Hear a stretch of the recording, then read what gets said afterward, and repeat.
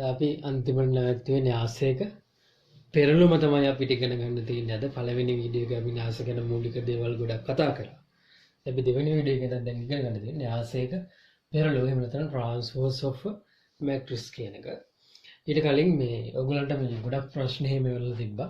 ප්‍රශ්න එහෙම තියෙනම් මේ වීඩියෝ එකේ එහෙම නැත්නම් වීඩියෝ වල description එකේ FB WhatsApp group එකක් link එකක් දාලා තියෙන්නේ. ඒකට එවන්න පුළුවන්.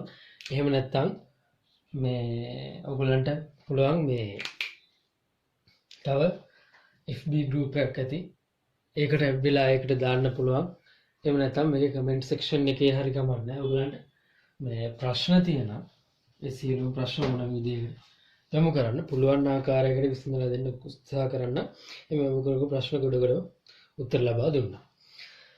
අපිට තියෙන්නේ මේ transverse එහෙම නැත්නම් පෙරළුම කියන එක ගන්න.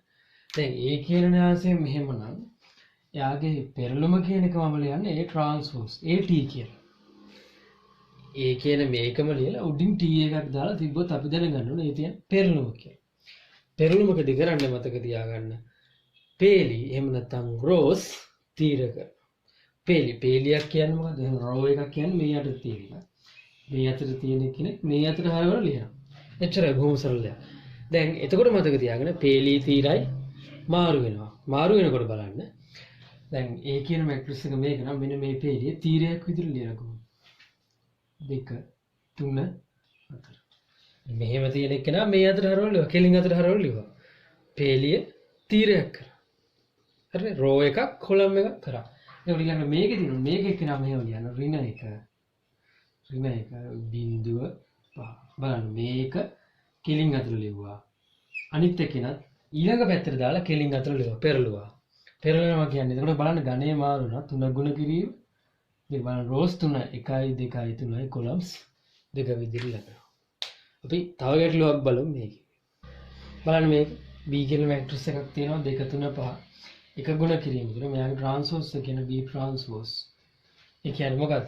මෙහෙම තියෙන කෙනා කෙලින් අතට හරවලා ලියවන හරි නේ 2 3 5. එතකොට මෙයා ගණේ මොකද? දැන් 1 3 නම් මෙතන 3 1 කියනවා. බලන්න රෝස් 3යි. මෙතන එක රෝ එකයි කොලම්ස් 3යි. මෙතන රෝස් 3යි. එක කොලම් එකයි. පැහැදිලිද කියලා මේක කෙලින් හරවලා ලියනවා. දැන් මේකේ ට්‍රාන්ස්වර්ස් එක ලියන්න කිව්වොත් දැන් මේක 3 ගුණ කිරීම 3. C ට්‍රාන්ස්වර්ස් ලියන්න කිව්වොත් පෙරළුම මේක ඉතාල වැදගත්. පෙරළුම ලියනකොට දැන් මෙහෙම තියෙන එක්කෙනා කෙලින් හතර ලියනවා. 1 2 3.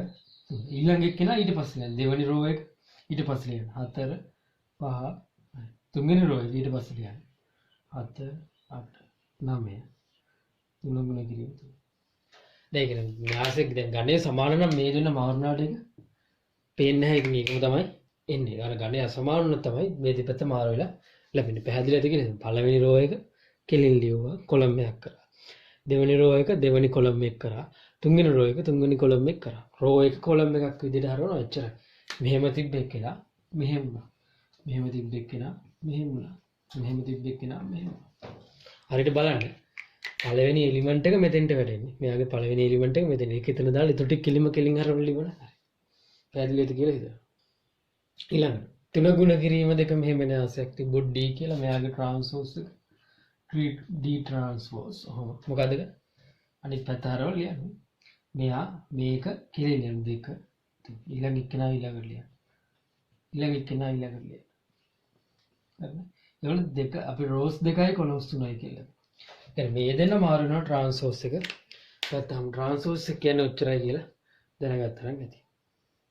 බලන්න ඊට පස්සේ අපිට ඉගෙන ගන්න තියෙනවා සමමිතික න්‍යාස. සමමිතික න්‍යාසයක් කියන්නේ මතක තියාගන්න ඒ ට්‍රාන්ස්වර්ස් සමානයි ඒ නම්. ඒ ට්‍රාන්ස්වර්ස් ඒ කියන්නේ න්‍යාස දෙක පෙරළුම න්‍යාසයටම සමාන වෙනවා. උදාහරණයක් විදිහට බලන්න මේක ඒ ඉර මැට්‍රික්ස් එකක් මෙහෙම තිබ්බොත් 2 5 5 3. ඒකේ ට්‍රාන්ස්වර්ස් එක ගත්තොත් මේ අතර තියෙන කෙලෙන් ලියන්නේ තියෙන්නේ 2 5 ඊට ඊළඟ එකනේ 5 3. දැන් බලන්න සර මෙතන දෙක ගුණ කිරීම 2 මේක ගත්තම ආයෙන්නෙත් මේ පළවෙනි න්‍යාසෙමනේ. හොර ඒ ට්‍රාන්ස්වර්ස් සමානයි ඒ. ඒ කියන්නේ මෙන්න මේ A කියන මැට්‍රික්ස් එක මොකද්ද? සමමිතික න්‍යාසය. සමමිතික න්‍යාසය. අදගත්ම දේ මතක තියාගන්න.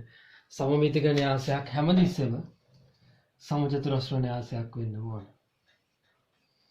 සමචතුරස්‍ර න්‍යාසයක් විය යුතුමයි. ඒ කියන්නේ සමමිතික න්‍යාසයක් වෙන්න නම් සමචතුරස්‍ර න්‍යාසයක් වෙන්න ඕන. මොකද මේ විකර්ණයෙන් දෙපැත්තට අවයව සමානව තියෙන්න ඕන එකයි. A transpose සමානයි A නම් සමමිතික න්‍යාසයක් කියලා කියනවා.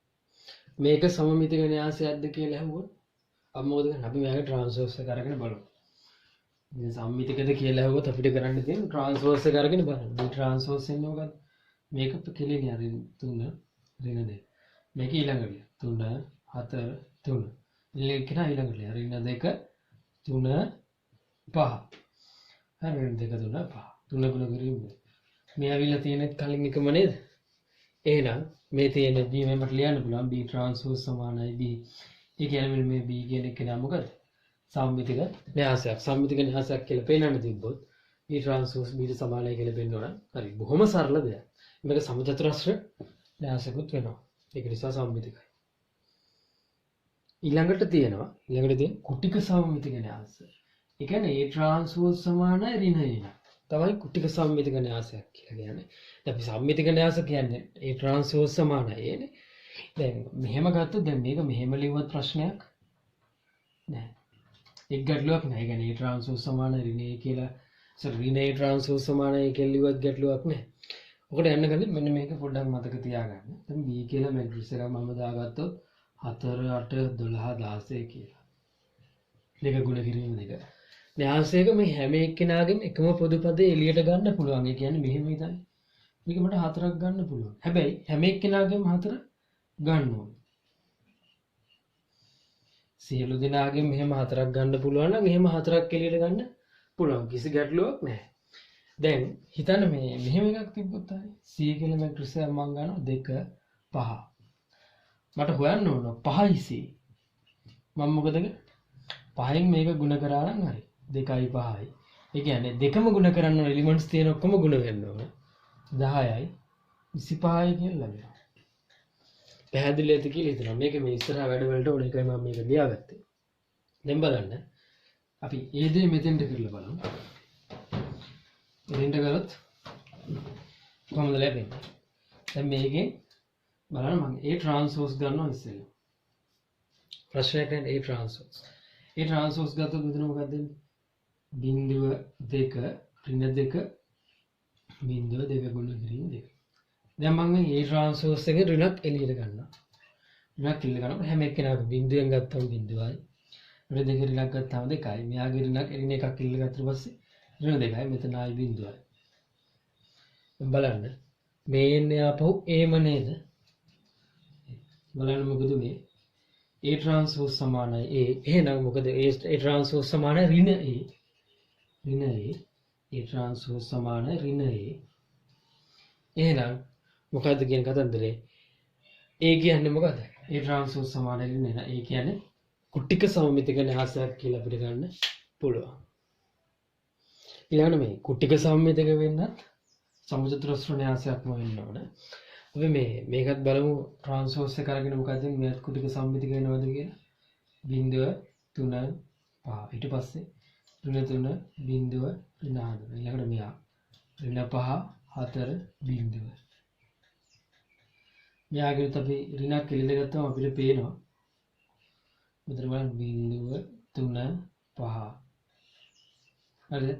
මොකද 3 0 4 අතනින් ගත්තොත් 5 ඍණ 4 බිංදුව. මේ ආපහු වෙන්නේ B මත සරි. 5 මෙතන ඍණක් එල්ල ගත්තට පස්සේ ඍණ 5. හරිනේ මෙතන ඍණක් එල්ල ගත්තට පස්සේ ඍණ 4 ඍණ හොමලා හරි මෙයාගේ ඍණක් එල්ල ගත්තට පස්සේ බිංදුවෙන් ගත්තා මෙතන හරි ඍණ එනවා. අතන ඍණක් කොහොමද තියෙනවා ඍණනේ. එතකොට මේ ඉන්නේ B ම නේද? දැන් මෙතනත් B transpose සමානයි B. ඒක පැහැදිලි නෑ. නිසා මම පැත්තෙන් ලියන්න.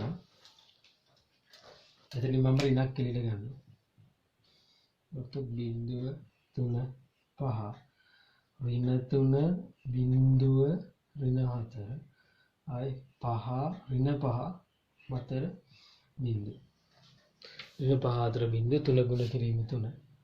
ආයි මේ ඉන්නේ බීමයි. මෙතනින් ආයෙ අපි ලැබෙනවා b ට්‍රාන්ස්පෝස් සමානයි ඍණ b. මොකද ඍණ b නේ ඍණ b. එතකොට මේකත් කුටික සමමිතිකයි කියලා අපිට ගන්න පුළුවන්. ඊළඟට අපි න්‍යාස එකතු කරන්න හදන්නේ. න්‍යාස එකතු කරනකොට තියෙන දැනගන්න ඕන එකම දේ මතක තියාගන්න න්‍යාස දෙකක් එකතු කරන්න නම් ඒ දෙන්නගේ ඝනයන් සමාන වෙන්න ඕන. ඝනයන් සමාන විය යුතුයි.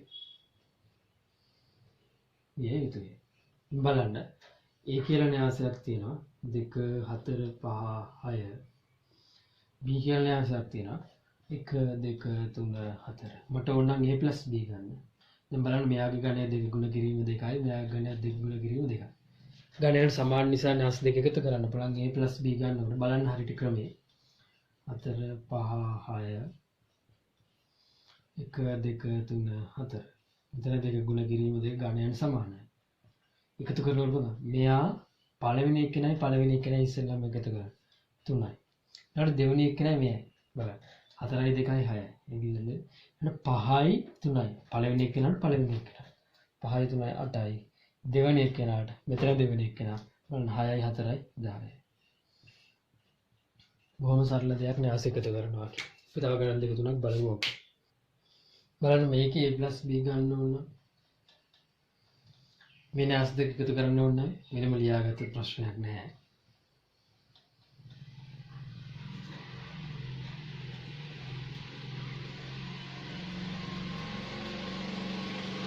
දෙක බලන්න මේ දෙන්න ඝනයන් සමාන නිසා එකතු කරන්න පුළුවන්. බලන්න පළවෙනි එලිමන්ට් එකයි 3යි 2යි 3යි 5යි. ළඟට මේ දෙන්න මේ 5 3 ධන ඍණ එක කියන්නේ 3 එකක් අඩු කරාම ගියේ 2යි 5යි 4යි 9යි ඍණ 1යි ඍණ 2යි ඍණ 3යි 4යි 3යි 4න් 3ක් අඩු කරාම 1යි 2යි 2 4යි. බොහොම සරල දෙයක් මේ න්‍යාස එකතු කරනවා කියන්නේ. හරි. ඊළඟට බලන්න මේක දීලා හොයන්න කියනවා 2යි a ධන 3යි b. බලන්න බොහොම සරල දෙයක් 2යි a ධන 3යි ඉස්සෙල්ලම මොකද දැන් 2යි a ධන 3යි b හොයන්න කිව්වනම් මේ න්‍යාස දෙක හරියට ලියා ගන්න. තර ඍණ 1 බිංදුව 2 දෙක ගුණ කිරීම 3 එකතු කිරීම 2යි a ධන 3යි b නේ මම මේක මකනවා. ධන 3යි b කියන්නේ කවුද? ඔයාලා විශ්වාස කරන්න විභාගයටත් එන්නේ මෙන්න මේ වගේ පොඩි දේවල් තමයි. ඉස්සෙල්ලාම එකතු කරන්න ඉස්සෙල්ලා මතක තියාගන්න මේ දෙකෙන් මෙයා ගුණ කරා කියන්නේ මොකක්ද? 2යි a කියන්නේ මොකක්ද? මතක තියාගන්න. මේ හැම එලිමන්ට් එකක්ම වෙන වෙනම දෙකෙන් ගුණ වෙන්න ඕන. 3ෙන් කියන්නේ මොකක්ද? මේ හැම එලිමන්ට් එකක්ම 3ෙන් ගුණ කරන්න පුළුවන් ගුණ කරන්න ඕන. ඔය කලින් කිව්වා. ඒවට පොදු පදයක් තියෙනවා නම් එළියට ගන්න පුළුවන් හැම එක්කෙනාගේ. මේ වගේම හැම එක්කෙනාම එළියෙන් තිබ්බොත් ගුණ කරන්න පුළුවන්. මම ගුණ කරලා දෙනවා 4යි 6යි 8යි ඍණ 2යි බිංදුවයි 4යි දෙක ගුණ කිරීම 3 ප්ලස් මෙයා ඍණ 9යි ඍණ 6යි බිංදුවයි 3 3 4 12යි ඍණ 27යි අසර 3 15යි. ඔව් ඊට පස්සේ ඊළඟට මතක තියාගන්න මේ දෙන්න එකතු කරන්න. ඊළඟට මේ දෙන්න එකතු කරන්න. දැන් මේ දෙන්න එකතු කරන්න. දැන් 2යි a ධන 3යි b. ඊළඟ එකතු කරන 4යි 9යි ඍණ 5යි 6යි බිංදුවයි 8යි මෙතන 6නේ සෝරි එතන බිංදුවනේ 3 වරක් බිංදුව මෙතන බිංදුව 8යි ඊළඟට 2යි 12යි 10යි මෙතන බිංදුවයි ඍණ 27යි 4යි 19යි මේ දෙන්න එකතු කරලා හරි හරියට එලිමන්ට්ස් මොකද මෙතන දෙක ගුණ කිරි බොහොම සරල ප්‍රශ්නයක් මේ සුළු කිරීම වල මොන හරි වැරදි තියෙනවද කියලා බලන්න අර නෝමල් විදිහට සුළු කරන එකම තමයි අපි කරන්නේ. ඊළඟට තියෙන න්‍යාස ව්‍යාකරණය. ඒ කියන්නේ න්‍යාස අඩු කරනකොට. න්‍යාස අඩු කරනකොටත් මතක තියාගන්න. ඒ කියන්නේ දැන් A ඍණ B න්‍යාස දෙක මෙහෙම අඩු කරනකොට. අඩු කරන ක්‍රමය තමයි ඍණ න්‍යාස එකතු කරා නම් හරි. ඍණ න්‍යාස එකතු කරා නම් හරි. අපි අඩු කරනවා කියලා කියන්නේ ඕක. උදාහරණයක් න්‍යාස අඩු කරන්නත් මොකද වෙන්නේ? එකතු කිරීම වගේ තමයි ඝනයන් සමාන වෙන්න ඕන. ඝනයන් සමාන වෙන්න ඕන. එකතු කරන්න. මම උදාහරණයක් ගත්තොත් A කියලා එකක් ගන්නවා. 2 4 6 8 ආයි b කියලා න්‍යාසයක් ගන්නවා. ඍණ 1 ඍණ 2 ඍණ 3 ඍණ 4 ඍණ බිඳුව. හරිද?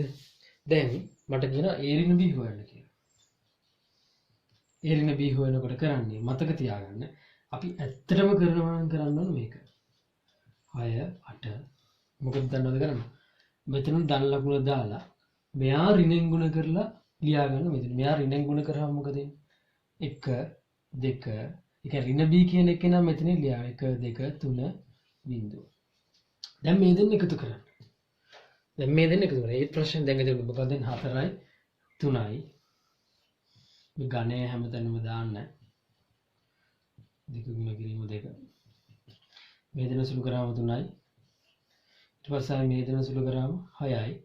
මේකයි 9යි. මෙතන බිඳුව. හරි.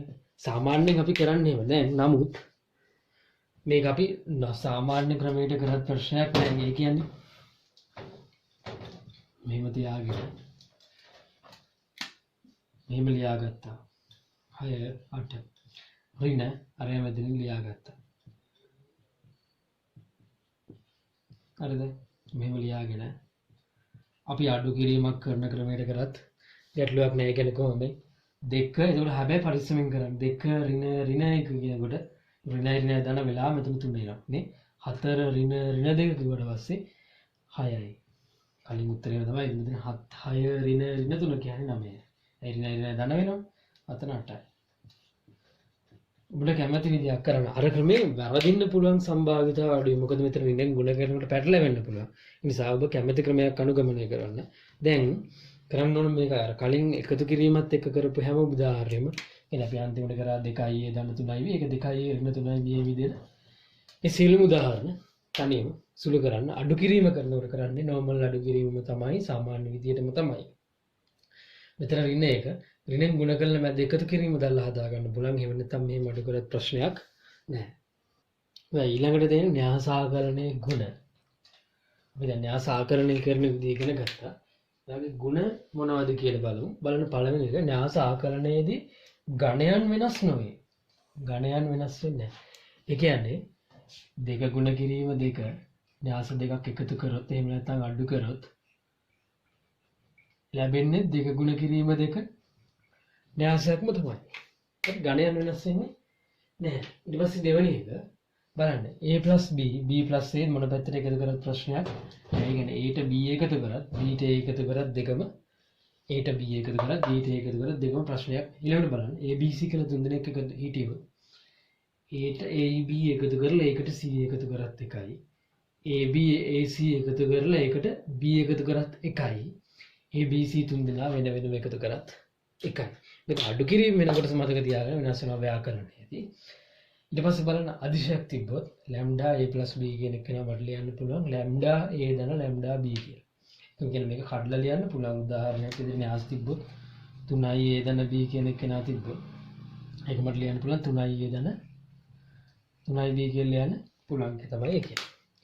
ඊළඟට අන්තිමට අපි අන්තිම එක විතරක් බලමු. ඒක තමයි මෙතන වැදගත් දෙයකට තියෙන්නේ. a දන b න්‍යාස දෙක එකතුවේ ट्रांसपोज එක කියන්නේ පෙරළුමේ කියන්නේ මතක තියාගන්න a ट्रांसपोज b ट्रांसपोज කියන එක. අපි ඒක මේක පොඩ්ඩක් ඔප්පු කරන විදිය දැන් බලමු අපි මෙන්න මේ ප්‍රකාශනය හරිද කියලා බලමු. මේ විදිහට ගාණක් හදලා. ඉස්සෙල්ලම මොකද කරන්න ඕනේ? a b දෙන්න එකතු කරගෙන ගමු. a b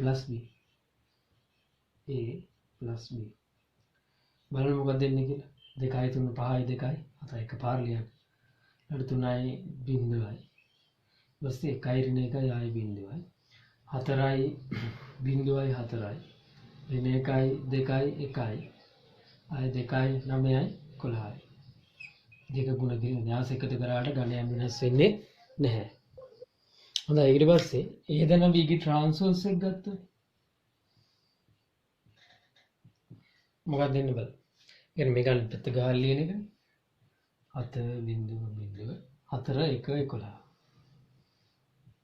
එතකොට දෙවත මාරිනවා. හරි තීර 3යි, පේලි 3යි තීර 2.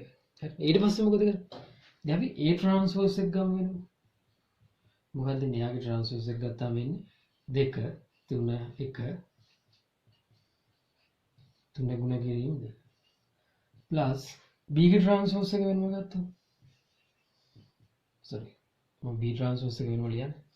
තාට පොඩ්ඩක් ළඟින් ලියන්න. එතකොට මට මේ ටික හදලා ලියාගන්න පුළුවන්. b ට්‍රාන්ස්පෝස් එක. යාගේ ට්‍රාන්ස්පෝස් එක ගත්තොත් මොකද වෙන්නේ?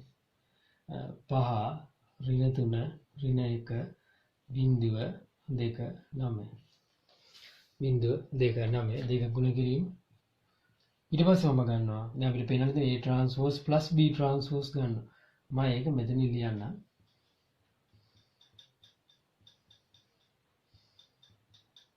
ඒ කියන්නේ මෙන්න මේ ට්‍රාන්ස්පෝස් දෙක එකතුව.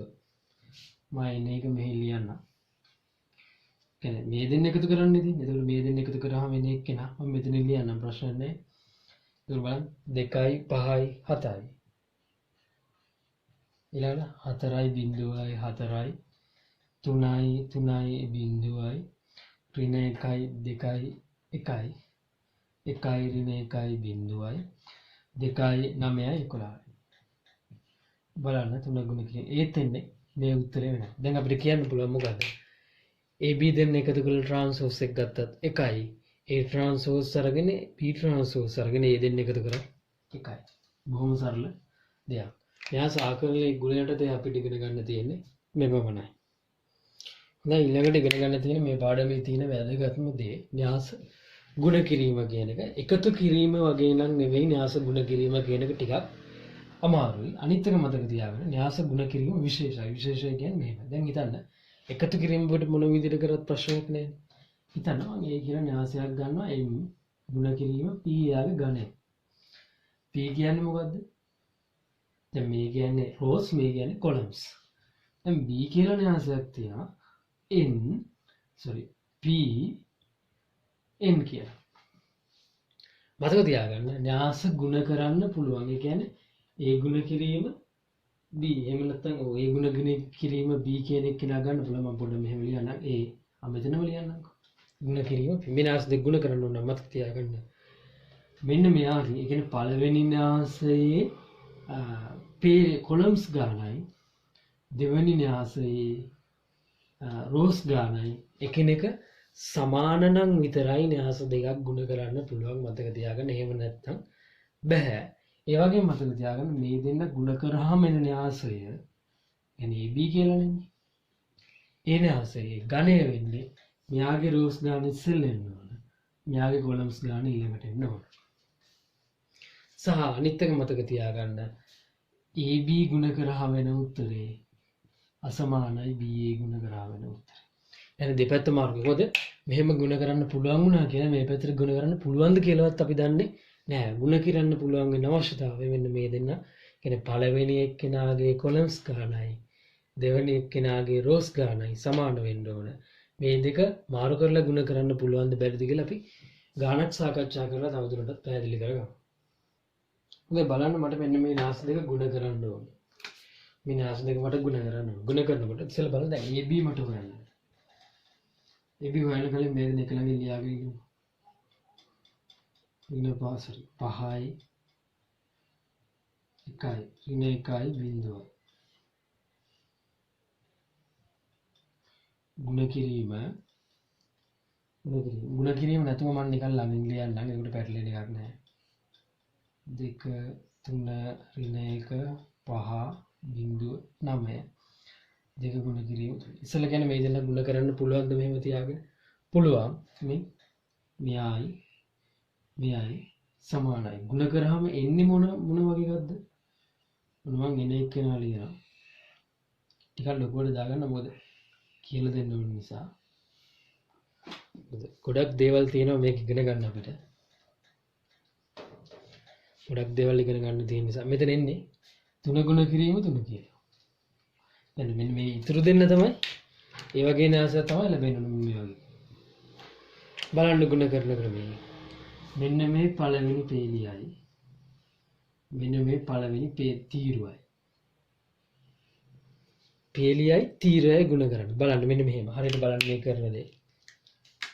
මෙයා 1යි මෙයා 3 වරක් 2. බලන්න හරියට 3 වරක් 2. මෙතන ලියන. එකතු කිරීම 4 වරක් 5. 4 වරක් කිව්වට පස්සේ දැන් 3 වැඩි කිරීම 3 කියන්නේ එලිමන්ට්ස් 3ක් කියන එකක් එන්න ඕන. මේක මදි කියලා හිතනවා මම තව ටිකක් මෙහෙ ලියා ගන්න. මෙයා පළවෙනි පේලිය මේකයි. 1 එහත් එක මම මෙතන 2 කියලා දාන්නම්කෝ.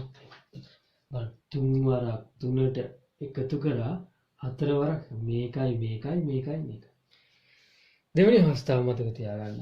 ආයේ මෙතෙන්ට එන එක්කෙනා ඉන්නේ මේකයි ගුණ කරාට පස්සේ දෙවෙනි පාර කරන්නේ මෙයාත් එක්ක ගුණ කරනවා. ගුණ කරාම මෙතන එක්කෙනා එන්නේ. ඔන්න බලන්න දෙවෙනි එලිමන්ට් එක. 3 වරක් 3. මෙතන මැද හිස් තැන 3 වරක් 3. එකතු කිරීම වෙන මෙයා 4 වරක් බිංදුව. මේක පැටලෙනවා. පටල ගන්න එපා. හරියට බලන්න. 3 වරක් 3 පළවෙනි එලිමන්ට් එකයි මෙයයි. දෙවෙනි එකයි මෙයයි. 4 වරක් බිංදුව. ඊට ආයෙ මෙතන හිස් තැන. ඊට තුන්වෙනි අවස්ථාව මෙයා සහ මෙයා. තුන්වෙනිට මෙයා ගුණ වෙනවා. එතකොට 3 වරක් ඍණ 1. ආයෙ මෙයා 4 වරක් 9. එකතු කිරීම හැමතිස්සෙම වෙන්නේ. බලන්න පළවෙනි රෝ එක හරි. දෙවෙනි රෝ එක ගන්න ඕන නම් මොකද කරන්නේ? මෙන්න මෙහෙම දාපු එකනා. කලින් එකනා මෙයාත් එක්ක ගුණ කරාම මෙතෙන්ට එනවා. ආයේ මෙයාත් එක්ක ගුණ කරාම මෙතෙන්ට එනවා. මෙයාත් එක්ක ගුණ කරාම මෙතෙන්ට එනවා. තුන්වෙනි එකනට මොකද? මෙයාත් එක්ක ගුණ කරාම තුන්වෙනි තැනට එනවා. මෙයාත් එක්ක ගුණ කරාම මෙතෙන්ට එනවා. මෙයාත් එක්ක ගුණ කරාම මෙතෙන්ට එනවා. පටල ගන්න නම් එපා. පටල ගත්තොත් ලොකු අමාරුවක් කරනවා. දෙවෙනි පෙළ කරම 5 වරක් 2. පළවෙනි එක එකතු කිරීම. 1 වරක් 5. ඊට පස්සේ ඉද මෙතන 5 වරක් 3. එකතු කිරීම. මෙතන 1 වරක් බිංදුව.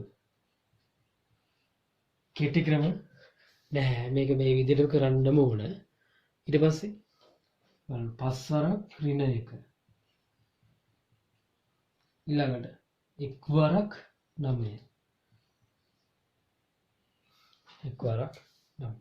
ඊට පස්සේ මෙයත් එක්ක බලන්න මේකයි පළවෙනි එක බලන්න ඍණ 1 වරක් ඍණ 2 ප්ලස් ඊට බිංදු වරක් 5. ඍණ 1 වරක් 3. මැද ස්ථාන ආය බිංදු වරක් බිංදුව. ඊළඟට ඍණ 1 වරක් ඍණ 1. එකතු කිරීම බිංදු වාරයක් 9. බලන්න එලිමන්ට්ස් 9ක් හැදෙන්නේ. ඔහොම අන්තිම පේලියේ පේනවද කියලා කියනවනේ. එතකොට බලන්න බොහොම සරල වැඩක් මේ කරේ. ಗುಣ කරා. දැන් බලන්න ඉස්සෙල්ලා මේ ටික හරියද කියලා ಗುಣ කරා. බලන්න කොහොමද කියන්නේ? මෙයා මේක 1 මේක 2 මේක 3. ආයි මේ ඊළඟට දෙවෙනි එකයි පළවෙනි එක. මේක එක්කෙනා වෙන වෙනම හැදුනේ. එහෙමයි මේක ප්‍රැක්ටිස් එකත් එක්කම තමයි එන්නේ. හිතින් පුළුවන් තරම් කරලා මේ සුළු කිරීම මෙහෙම ලියන්න අවශ්‍යතාවයක් නැහැ. මේක හිතින් සුළු කරලා මෙතෙන්ට එන එලිමන්ට්ස් එක එකපාර දාන්නයි ඕන. ඔතන පළවෙනි ගාන නිසා මම කරා ගණන් දෙක තුනක් මෙහෙම හදන්නම්. ක්‍රමේ හරියට ගන්න. පටල ගන්න එපා. ටික වෙලාවක් යනකොට පැටලෙන්න පුළුවන්. මෙහෙම මේ පළවෙනි එක දෙවෙනි එක එකතු කරා. මෙයා දෙවෙනි එක එකතු කරා. පළවෙනි එක දෙවෙනි එක එකතු කරා. පළවෙනි එක දෙවෙනි එක එකතු කරා. ගුණ කරා එකතු කරා. මෙහෙම හරියට තියෙනවා පරිස්සම් වෙන්න ඕන. ඊළඟට මේක සුළු කරලා දාමු. හරි දැන් අපි මේක සුළු කරමුකෝ බලන්න. AB එවලින් මම 3 වරක් 2 6යි 4 වරක් 5 20යි 26යි. ඉතින් 3 වරක් 3 9යි 4 බිංදුවයි. 3 වරක් ඍණ 1 ඍණ 3යි 4 වරක් 9 36යි 33යි. දාන 33යි. ඊට පස්සේ මෙතන බලන්න 5 වරක් 2 10යි 1 වරක් 5 5යි 15යි. මෙතන 5 වරක් 3 15යි. මෙතන 5 වරක් ඍණ 1 ඍණ 5යි 4යි. ඍණ 2යි. මෙතන ඍණ 3යි. අතන ධන 1යි. එන්නේ හරිය අතන බිංදුවයිනේ. සුළු කරා. බොහොම සරල උත්තරයක්. ඉතින් අන්තිමට නම් මේක එකපාර දාන්න පුළුවන්. මේ සුළු කිරීම හිතේ තියාගන්න පුළුවන්. ඊළඟට මෙන්න මේ දේ අභ්‍යාසයක් විදිහට තනියම කරන්න ගෙදරදී. අභ්‍යාසයක් විදිහට තනියම අනිවාර්යෙන් කරලා බලන්න. දැන් හිතන්න A කියන මැට්‍රික්ස් එක මම මෙතන දුන්නේ මේ ගැටලුවම. ඒ කියන්නේ මේක මම දුන්නේ 3 වරක් 2යි. 3 වරක් 2යි. B කියන එක නා දුන්නේ 2 වරක් 3යි. මේකනේ අපි AB නේ හෙව්වේ. අපි AB හෙව්වා. ගෙදරදී හොයන්න බලන්න. BA තනියම හොයන්න. BA. අපි AB හෙව්වා. ඉතින් බලන්න BA හොයන්න පුළුවන්ද කියලා. BA හොයන්න පුළුවන්ද? බලමු. B කියන එක නා ඉස්සර ලියන දෙක ගුණ කිරීම තුල ඊළඟට A කියන එක නා හෙව්වොත් මේ 3 වාරයක් දෙක පුළුවන් මේ දෙන්න සමානයි පේනවා. එතකොට එන්නේ මොකක්ද? දෙක ගුණ කිරීම 2 එකක්. අපි ඒ කියන විදිහට සාකච්ඡා කරමු. තනියෙන් පුළුවන් තරම් try කරන්න. දැන් කලින් ගැටලුවේ තියෙන මේ කලින් ගැටලුවම තමයි මේ අපි තාම ඉන්නේ. ඒකේ AB ත් හොයන්න පුළුවන් BA ත් හොයන්න පුළුවන් ප්‍රශ්නයක් නැහැ. ඒක තමයි මේ ගැටලුවේ තියෙන විශේෂත්වය. නමුත් මතක තියාගන්න එහෙම හැම ගැටලුවෙම එහෙම පුළුවන් වේද කියලා අපි දන්නේ නැහැ. කමන්නේ අපි මේකේ BA ත් හොයමු. කලින් ගැටලුවෙම තමයි මම ඔබට ඒක තනියම උත්සාහ කරන්න කිව්වා. තනියම කරනවා නම් තනියම කරන්න ගොඩක් හොඳයි. මේක try එකක් දෙමු. 3 යාගාමින් ලියාගන්න B. B එන්නේ කොහමද? 3 4 5 1 මේවා ටිකක් මේ එක ගොඩේ වගේ ලියන්න එපා. තනුල් පොතක ලියනවා වගේ නම් හොඳයි. කොටුල් පොත් වල වගේ නම් ලියන්න එපා. මොකද ඒකට පැටලෙන්න පුළුවන් ඉඩකඩ වැඩි. ඔහොම ලියාගෙන 2 3 ගුණ කිරීම දෙකයි. එතකොට කොහොමද කලින් විදිහටම ගුණ කරමු. දැන් බලන්න මෙතන එන්නේ දැන් මේ දෙන්න සමාන නිසා ගුණ කරන්න පුළුවන්. ඒකට එන උත්තරේ එන්නේ මොකක්ද? 2 ගුණ කිරීම 2 මේ දෙන්න සෙට් වෙලා ඉන්න න්‍යායසක් තමයි. ඉතින් බලමු දෙත්තද කියලා. ගුණ කරනවා. බලන්න 2 වරක් 3. මේක ලියන්න 2 වරක් 3 ඊළඟ 3 වරක් මෙහෙමයි මෙහෙමයි. 2 වරක් 3 3 වරක් 5 ප්ලස් ආයි ඍණ 1 වරක් ඍණ 1 ප්ලස් ඍණ 1 වරක් ඍණ 1. පළවෙනි එලිමන්ට් එකම හරි. ඊට පස්සේ දෙවෙනි එක නයිනේ. මේකයි මෙහෙටයි. පළවෙනි එකනේ දෙවෙනි එක බලන්න. 2 වරක් 4. ඊට පස්සේ 3 වරක් 1. ඊට පස්සේ ඍණ 1 වරක් බිංදුව. දාන්න තමයි ඒක දාන්න නැතුව ඍණ 1 වරක් බිංදුව කියලා ගෙලිම දාමු. ඊට පස්සේ බලන්න මේකයි මම ඊළඟ එක කොළ පාටින් වගේ ලියන්න. මේකයි මේකයි. බලන්න 5 වරක් 3. 3 ඊළඟ 5 වරක් 5 එකතු කිරීම 5 වරක් 5. ඊට පස්සේ sorry වැරදුනා. එතන වගේ ටික වෙලා කරනකොට පැටලෙන්න පුළුවන්. එහෙනම් පටල ගන්න එපා බලන්න. 5 වරක් 3 ඊට පස්සේ බිංදු වරක් 5 ඊට පස්සේ 9 වරක් ඍණ 1 9 වරක් ඍණ 1 මෙතනත් ගුණිතය එන්නේ මට කලින් ගුණිතය දාන්න බැල මම ඍණ 1 වරක් ඍණ 1 වරක් ඍණ 1 ගුණිතය එන්නේ ඊට පස්සේ මෙතන ඊළඟ එක මේක වරක් මේක මෙයා සහ මෙයා 5 වරක් 4 පැටලෙනවා මේක ටික දුරක් එක දුරට කරනවා ප්‍රැක්ටිස් කරන්න පුළුවන් තරම් හදා 5 වරක් 4 එකතු කිරීම බිංදු වරක් 1 ඊළඟට එකතු කිරීම ආයෙ මොකද්ද 9 වරක් බිංදුව ඔක තමයි දැන් බලන්න දෙක වැඩි කිරීම දෙකේ න්‍යාසයක් තියෙනවා සුළු කරන්න මෙතන එන්නේ ඉතින් ධන ඍණ 1 වරක් බිංදුව කියලා ලියන ප්‍රශ්නයක් නැහැ මොකද දැම්මට හරිනේ මේක ඉතින් සුළු කරලා ලියුවොත්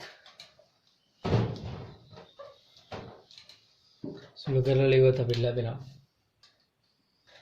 2 වරක් 3 6යි 5 වරක් 3 15යි 21යි එතකොට 21න් 21යි 1යි 22යි මෙතන සුළු වුණාට පස්සේ මට මෙතන මැකුණා 2 වරක් 4 ප්ලස් 2 වරක් 4 ප්ලස් 3 වරක් 2 වරක් 4 8යි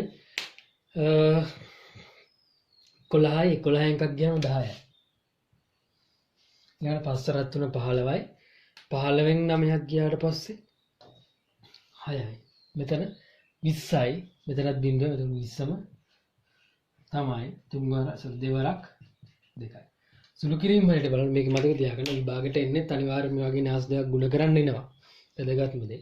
ගුණ කිරීම කියන එක හොඳටම පුළුවන් වෙන්න ඕන. වැදගත්ම දේ මේ පාඩමේ ඒක. එක තැනක් හරි එක රින් ලකුණක් හරි මිස් වුණොත් එතනින් එහා මේ ගැටලුව ගැන කතා කරලා වැඩක් නෑ. න්‍යාස ගන්න සම්පූර්ණයෙන් වරදින. ඒ නිසා ගුණ කිරීම, එකතු කිරීම, අඩු කිරීම කියන ඒවාම හරියටම කරන්න ඕන. සෝරි මෙතන මේ සුළු කිරීම වැරද්දක් කරලා තියෙනවා. 4 වරක් 2 8යි, 3 වරක් 1 1යි, 8යි 3යි 11යි. මෙතන 1 වරක් බිංදුව බිංදුවනේ. මෙතන 11ම තමයි ලැබෙන්නේ. නිසා න්‍යාස ගුණ කිරීම කියන එක හරියටම කරන්න පුරුදු වෙන්න. මේ ක්‍රමය අරලා ගන්න. මොනවා හරි ප්‍රශ්නයක් තිබ්බොත් ඒ කියන්නේ තේරෙන්නේ නැති තැනක මොකක් හරි ගැටලුවක් තිබ්බොත් ඒකවර WhatsApp group එකේ හරි නැත්නම් page එකේ හරි එහෙම නැත්නම් group එකේ හරි මොකක් හරි තැනක දාන්න. මම තව මේකෙන් ගුණ කිරීම දේවල් කියලා දෙන්න උත්සාහ කරනවා. මොකද ගුණ කිරීම තමයි අපිට වැදගත්ම දේ. ඊළඟට අපිට තියෙන න්‍යාස ගුණිතයේ ගුණ ඉගෙන ගන්න කලින් ගුණිතය හරියට පුළුවන් වෙලා තියෙන්න ඕන. හොඳයි ඊළඟ අභ්‍යාසයක් විදියට මෙන්න මේ ගැටලුව තනියම විසඳන්න. ඕක ඔය අන්තිමටම තියෙන එකේ AB හොයලා පස්සේ BA හොයන්න. මතකම තියාගන්න ඕනේ. මෙන්න මේ දෙන්න සමාන නම් විතරයි ಗುಣ කරන්න පුළුවන්. මම ඒක තව චුට්ටක් කියලා දෙන්න. මෙන්න මේ වගේ න්‍යාස දෙකක් තිබ්බොත් මෙන්න මේ වගේ න්‍යාස දෙකක් තිබ්බා කියලා තව තියෙනවා මෙතන ಗುಣ කිරීම 6යි 6යි 3යි 4යි 5යි. හරි මේකත් දෙක ಗುಣ කිරීම 3. කොහොම න්‍යාස තිබ්බත් මම බලන්න මේ දෙන්න ಗುಣ කරලා පස්සේ මෙතන 3 මෙතන 2 එහෙම අසමාන වෙලාවට ಗುಣ කරන්න බෑ. මේ දෙනක ගුණිතයක් අපිට ගන්න බෑ. ඒකට එයා ಗುಣ කරන්න බෑ. මේක තමයි මම කිව්ව හැම වෙලාවෙම න්‍යාස මෙතන ප්‍රශ්නයක් නෙවෙයි. මෙතන 2 වරක් 2 තියෙනවා. ආයි මේ දෙන්න මාරු කරලා ಗುಣ කරන්නත් බෑ.